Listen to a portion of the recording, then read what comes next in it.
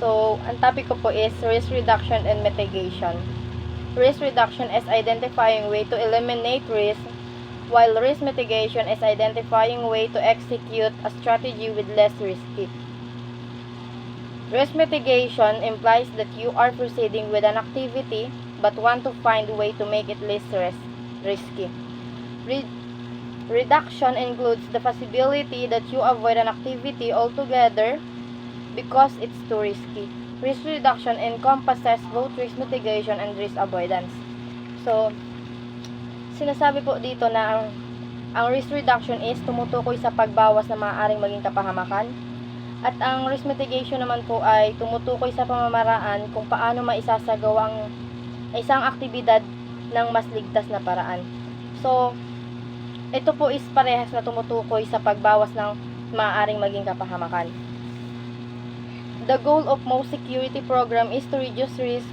Risk mitigation is accomplished by decreasing the threat level by eliminating or intercepting the adversary before they attack, blocking opportunities through enhanced security, reducing the consequence if an attack should occur. So,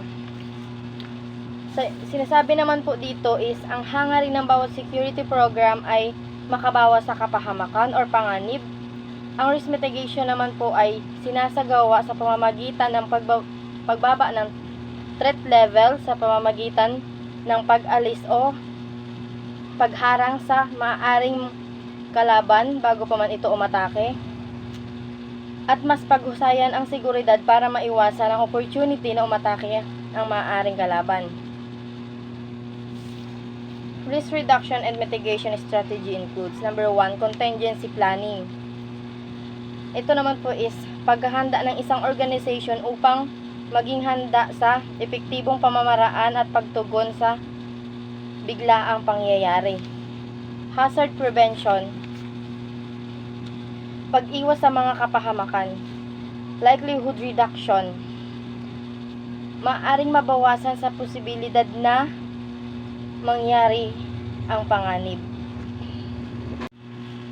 Risk avoidance, so pag-alis ng mga panganib, aktibidad at pagkakalantad na maaaring negatibong makaapekto sa isang organization. Yung risk transfer naman po is isang pamamaraan sa pamamahala at kontrol sa peligro na kinabibilangan ng paglipat ng isang kontraktual. Risk spreading po is sinasabi po dito na ang isang company is minimize yung risk sa pamamagitan ng pagsulat ng policies for many different policy holder para maiwasan yung risk spreading po. Yung risk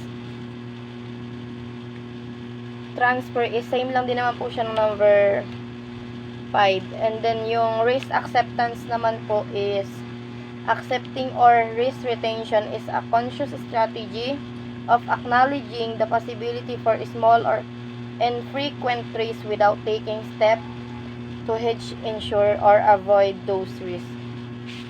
So, but the best strategy for mitigating risk is a combination of all elements of decreasing threats, blocking opportunities, and reducing consequences. So, yung the best strategy of mitigating risk daw po is yung lahat ng combination ng elements. Risk reduction and mitigation components. A logical mitigation strategy ties asset to threats and vulnerability to identify risk. Solution for the identified risk typically enhance three phases of security: policy, procedure and training, physical electronic security system, security personnel. So, sinasabi po dito is ito daw po is yung pagbaba ng mga posibleng insidente or hazard mitigation component ay isa sa mga paraan para mapababa ang mga posibleng insidente. May tatlong solusyon para sa risk reduction para sa kaligtasan ng policies at sa mga sinasakupan nito. Number 1, Threat assessment. A threat assessment is a logical process used to determine likelihood of adverse event impacting your asset and to validate security level. It utilizes a number of different data sources to assess real, perceived, and conceptual threats. So, sa threat assessment po is para maprotektahan ng isang organization laban sa mga posibleng mangyaring insidente sa pamamagitan ng pagkilala at kaalaman various risks para harapin ang mga client pati na rin ang community.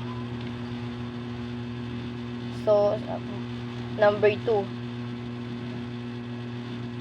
vulnerability assessment. A vulnerability assessment, sometimes referred to as security vulnerability assessment, is the analysis of security weakness and opportunities. The fundamental method for assessing vulnerabilities is the security survey, which is a tool for collecting information about the facility. The goal of vulnerability assessment is to identify and block opportunities for attack against assets. By effectively blocking opportunity, security decision maker can mitigate threats and reduce risk. So, sabi sa number 2, ang vulnerability assessment naman ay isa sa paraan para malaman ang risk sa computer, network, or security defect. Ang vulnerability assessment may fundamental methods sa pamamagitan ng pagkalap o pag-collect ng information ng isang facility sa pamamagitan ng security survey. Ang goal ng vulnerability assessment ay para malaman o maiwasan ang mga posibleng makasira sa asset. Sa number 3 naman po is crime prevention through environmental design. Since there are no two facilities that are exactly alike, a customized security survey to identify the unique security posture for each facility can be made during a vulnerability assessment, include assessment of compliance with crime prevention through environmental design. So, sa number 3 naman po is, from the word crime prevention through environmental design, ito po is para maiwasan ang crime. Ang environmental design ay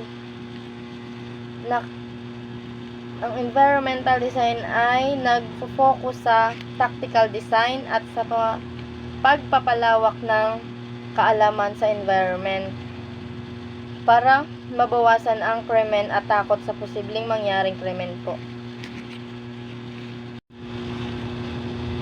Risk monitoring and control. Risk monitoring and control is required in order to ensure the execution of the risk plans and evaluate their effectiveness in reducing risk. It keeps track of the identified risk, including the watch list, and monitors trigger conditions for contingencies and monitor residual risk and identify new risks arising during project execution. It also updates the organizational process asset. So, ang risk monitoring and control is a crucial process in project management that involves identifying, analyzing, and responding to potential threats or opportunities that may affect the objectives, scope, schedule, budget, or quality. Yun po yung risk monitoring and control. Dumako naman po tayo sa purpose of risk monitoring to determine it. Ang una po is risk response have been implemented as planned. So, yon. Yung risk response ay pinapatupad ayon sa plano po. Risk response action are as effective as expected of if new response should be developed. So, yan po yung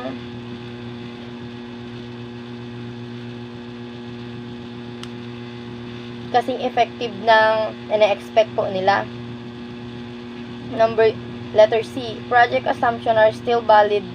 Risk exposure has changed from its prior state with analysis of trends. So, yun, yung project assumption po is still valid pa rin daw po. Tapos yung risk exposure daw po ay nagbago, tapos inaano din po yung mga trend, yung mga uso. Letter D, a risk trigger has occurred. Letter E, proper policies and procedures are followed. Yan, sinusunod po. New risks have occurred that were not previously identified.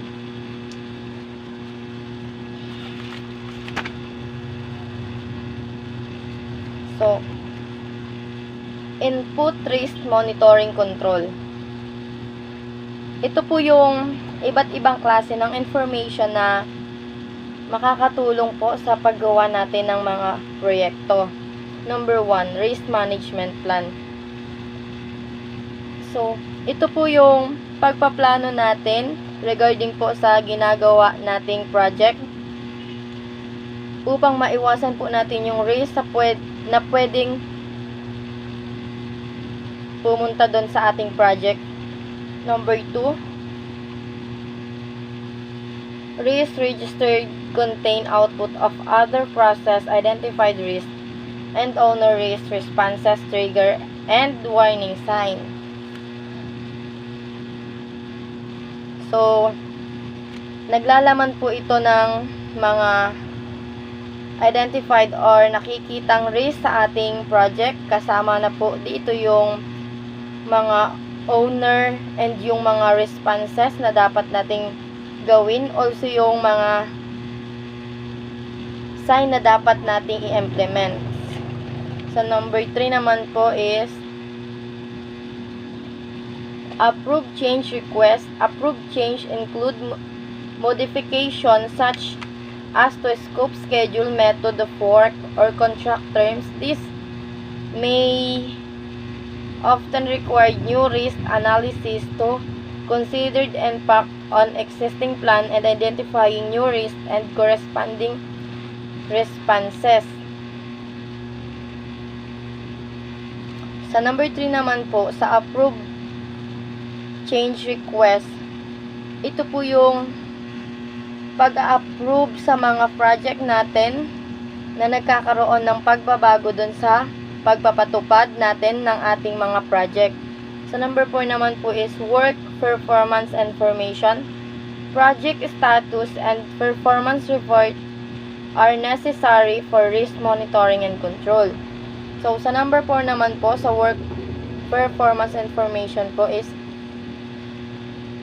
dapat maipatupad natin or mai-implement ng maayos yung mga work within the organization, and kailangan full detailed tayo regarding dun sa ating project po.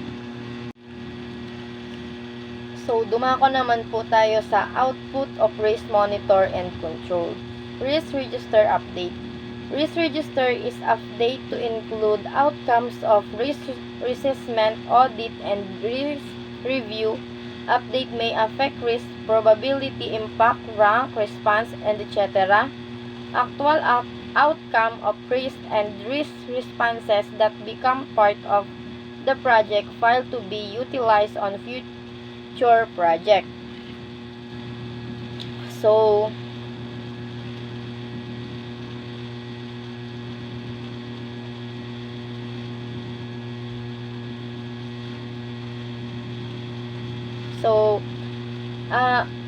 kailangan po natin i-update palagi yung mga risk registered natin or yung mga document na kung saan yung na-identified, na-evaluate, na-analyze, na-examine, at na-review dun sa project is kailangan i-audit,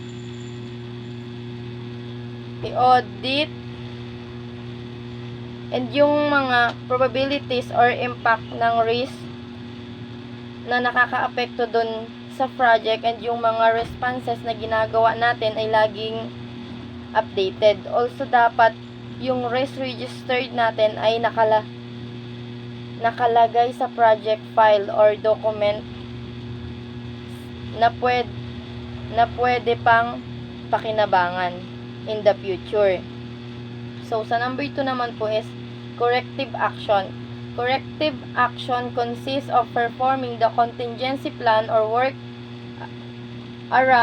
workarounds or previously unplanned responses to emerging risks. Workaround must be properly documented and incorporated into the project plan and risk response plans.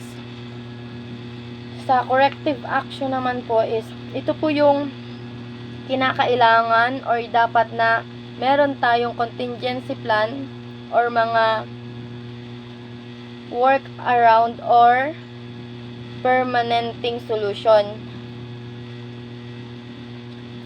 Just in case na nagkaroon ng risk, para alisin yung risk doon sa ating project.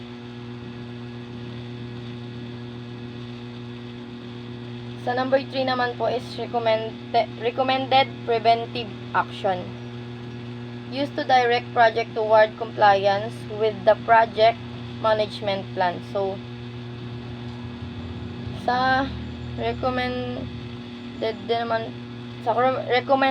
po is ginagamit po ito just in case na magkamali man tayo dun sa unang project management plan natin, is meron tayong recommended na action para ma-reduce yung mga potential hazard, threats, or risk sa ating project. Number 4 naman po is project change request. Implementing contingency plan or work around frequency result in requirements to change the project plan to respond to risk and the result is issue of unchanged request that is managed by overall change control. Dito naman po sa project change is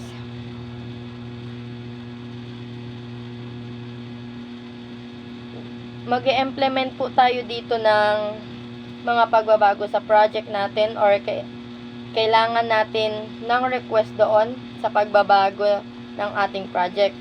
And kailangan, required po dapat na dumaan po ito sa masusing pagsusuri para malaman kung dapat bang baguhin yung ating project. Sa number 5 naman po, organizational process assets updates. Information gained through the risk management process are collected and kept for use by future projects. This includes templates for risk management plan, probability impact matrix, 3 risk registered, and lesson learned. So, sa organizational process assets updates naman po, yung mga information na nakuha dun sa risk management plan is dapat i-collect and itabil para magamit natin ito in the future. And dapat i-update palagi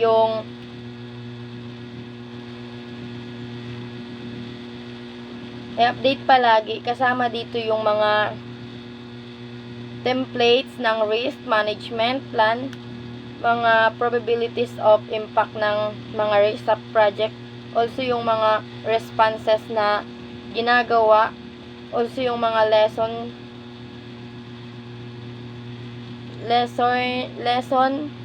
na nakuha mula dun sa mga risk. So, sa number 6 naman po is project management plan updates. Updates to the project management plan as a result of approval of request change. So, dito naman po sa project management plan, ito naman po is kailangan din natin itong i-update para ma-approve yung ating change sa project. So, dumako naman po tayo sa risk monitoring tools and techniques. Number 1. Risk reassessment. Project risk review at all team meetings and major review at major milestone risk rating and prioritization may change during the life of the projects. Change may require additional qualitative or quantitative risk analysis. So,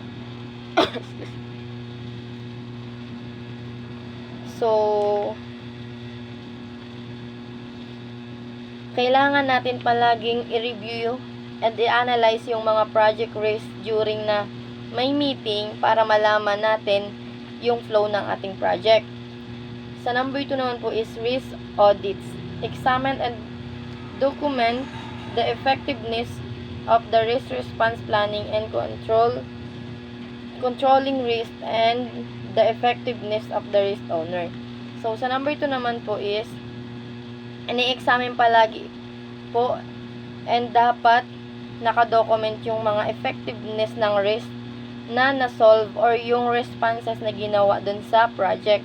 Also, yung mga effectiveness na ginawa nung may-ari ng project. So, sa number 3 naman po, variance and trend analysis used for monitoring overall project cost and schedule performance against a baseline plan. Significant deviation and indicate that updated risk identification and analysis should be performed. So, sa number 3 naman po is ginagamit para ma-monitor yung kabuuang project cost at yung schedule performance against baseline plan. So, sa number 4 naman po is reserve analysis as execution progresses. Some risk event may happen with positive or negative impact on cost or schedule. Contingency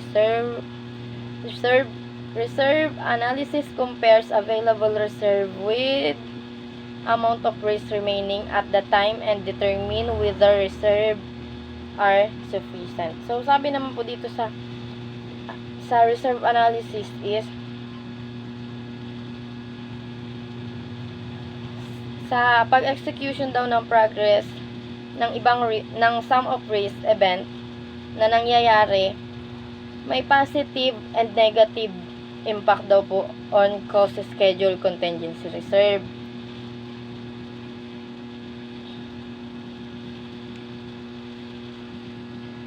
At yung reserve analysis compares available reserve with amount of risk remaining at time determine whether reserve are sufficient. Kung yung reserve daw po is sufficient. Status meetings, risk management can be addressed regularly by including the subject and the project. So, yung risk management daw po is can address regularly. Maaring matulungan ng regular daw po by including the subject and project meetings.